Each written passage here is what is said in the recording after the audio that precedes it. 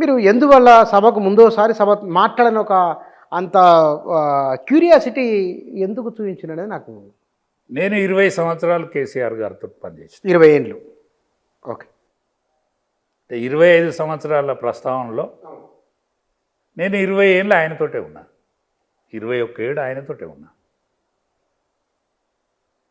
నేను ఖమ్మం జైల్లో ఉన్నా ఆయనతో పాటు. ఆయన అమర నిరాహార దీక్ష చేసినప్పుడు మేము అనేక మంది 5గురితో అమర నిరాహార దీక్ష అయింది. 6వ మనిషి కూడా ఉండే మాతో జయశంకర్ గారు. జయశంకర్ గారు స్వర్గస్థులైండ్రు, నాయన నరసన్న స్వర్గస్థులైండ్రు, విజయరామారావు సాబు ఆ పార్టీని విడిచిపెట్టిండు, కెప్టెన్ లక్ష్మీకాంతరావు ఆయన ఏజ్ దృష్ట్యా చురుగ్గా పాల్గొనే పరిస్థితులు లేడు. చురుగ్గా కనిపించేది నేను కేసీఆరే, చురుగ్గా కనిపించేది నేను కేసీఆరే. అప్పుడు ఇవాళ కూడా ఆనాడు కనిపించింది మేము ఉన్నారు, ఈవేళ ఉన్నారు, ఇద్దరు చురుగ్గానే ఉన్నారు, ఇద్దరం చురుగ్గానే ఉన్నాం. ఓకే. ఆయన మాజీ ముఖ్యమంత్రి, ప్రస్తుతానికి ఆ పార్టీ అధ్యక్షుడు. మీరు మాజీ బీఆర్ఎస్ నాయకులు, నేను మాజీ టీఆర్ఎస్ నాయకుడిని. నేను మళ్ళీ ఇప్పుడు బీజేపీలో నా యొక్క రూపాన్ని, నా యొక్క అస్తిత్వాన్ని చూపెట్టుకుంటే నేను మొదటి నుంచి పనిచేసినటువంటి సొంత గుడికి వెళ్ళండి మీరు. నాకు అందుకనే ఉత్సుకత ఉంటుంది కదా. మేము పెంచి పోషించిన పార్టీ, మేము పెంచిన పార్టీ, మేము పసిపిల్లగా పెంచిన పార్టీ 25 సంవత్సరాలు వచ్చిందా, లేకపోతే దాన్ని బొండిగా విసికి బీఆర్ఎస్ని చేసిండా? మా టీఆర్ఎస్ను బొండిగా విసికి బీఆర్ఎస్ను చేసి బీఆర్ఎస్లో ఓటమిని చవిచూసినటువంటి ఉత్సుకత నాకు ఉంటుంది కదా. నాకుండా పోతే ఇంకెవరికి ఉంటుంది చెప్పండి? స్వాగత పలుకులు పలికిన దయాకర్ రావుకు ఉంటుందా? కేసీఆర్ గారిని అనరాని మాటలు అన్నటువంటి దయాకర్ రావు గారికి ఉంటుందా ఉత్సుకత? నాకుంటుందా? స్వాగత వచనాలు పలికిండు దయాకర్ రావు, ఏ 60తో బతికిండు, ఏ 60తో పలికిండు స్వాగత వచనాలు. ఈయనట ఆయన ఎత్తిన్నాడు స్వాగత వచనాలు. ఆయన ఈయనెట్లిన్నాడు, ఈయనట ఆయనకు సోయి లేదా? స్వాగత వచనాలు పలికినోనికైతే సోయి ఉండదు, కానీ ఈయనట ఆయనకు సోయి ఉండాలి కదా.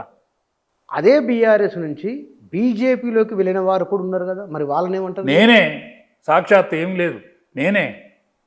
తో పాటు కొందరు ఉన్నారు కదా.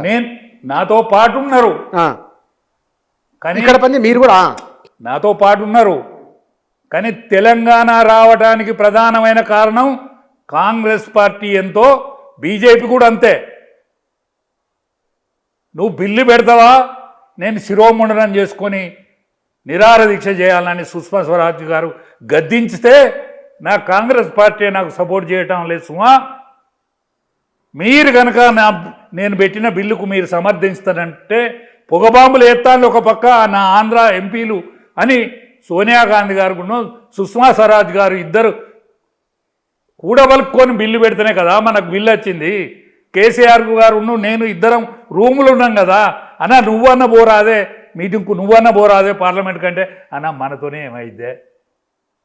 నేను ఒకటి ఏం చేస్తేనే ఈమె బిల్లు పెట్టాలి, ఆమె సమర్థించాలి, ఈ రెండు చేస్తేనే అవుతుంది కదా.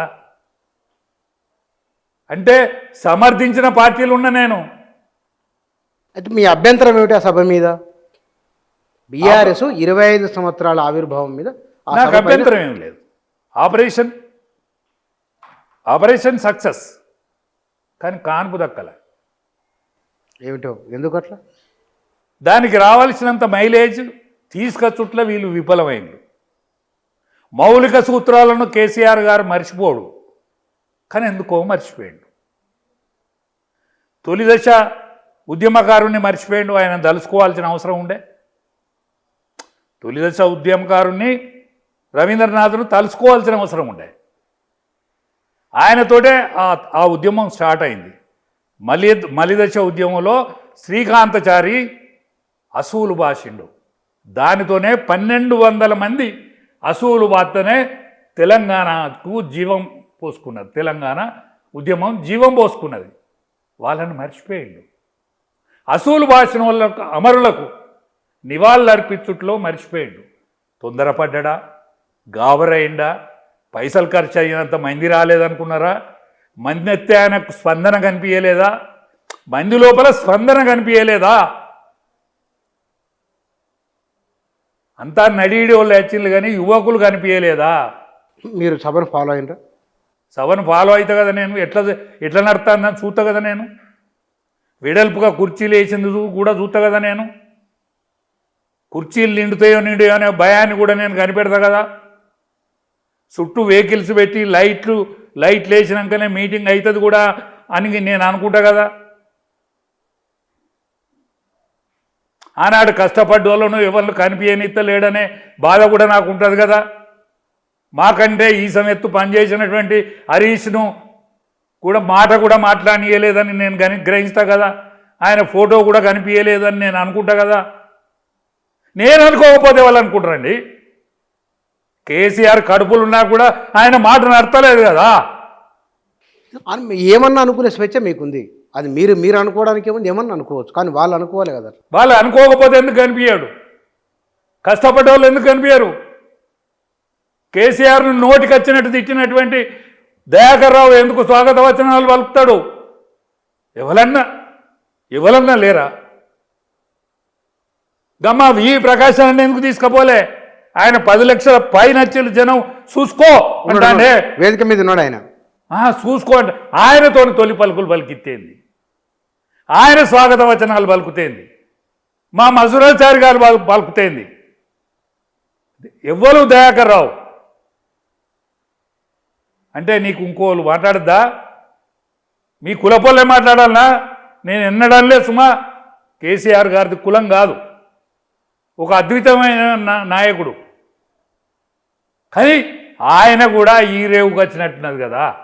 అంటే మీరే అంటారు మీరు కేసీఆర్ గురించి ఎందుకు మొన్న ఒకరిని ఇదే ప్లేస్లో కూర్చోడు వారిని ఇదే ప్రశ్న వేసిన నేను. కేసీఆర్ వ్యక్తిగతంగా చాలా గొప్ప వ్యక్తి అని చెప్తారు. మీరు ఇంకా మాట అద్వితీయమైన నాయకుడు కేసీఆర్. ఒక అద్వితీయమైన నాయకుడిని అంతే అద్వితీయంగా చూడాలి. ఒక నెంబర్ 1 మనిషి అన్నాక ఎవరైనా పొరపాట్లు చేస్తారు. మీరు ఇంకో మాట అన్నారు, అద్భుతమైన మిత్రుడు అని మొన్న అన్నారు, ఆ తర్వాత సహచరుడు అన్నారు, ఇవాళ ఏమన్నారు, అద్వితీయమైన వ్యక్తి అని కూడా మీరు అన్నారు. అయినా ఎందుకు మీరు కానీ మౌలిక విషయాలను మర్చిపోయినప్పుడు గుర్తు చేయాల్సిన బాధ్యత నా ఓటోని మీద ఉంటుంది కదా. 1200 మంది అమరుల గురించి తలవవా? అమరుల గురించి నివాళులు అర్పించవా?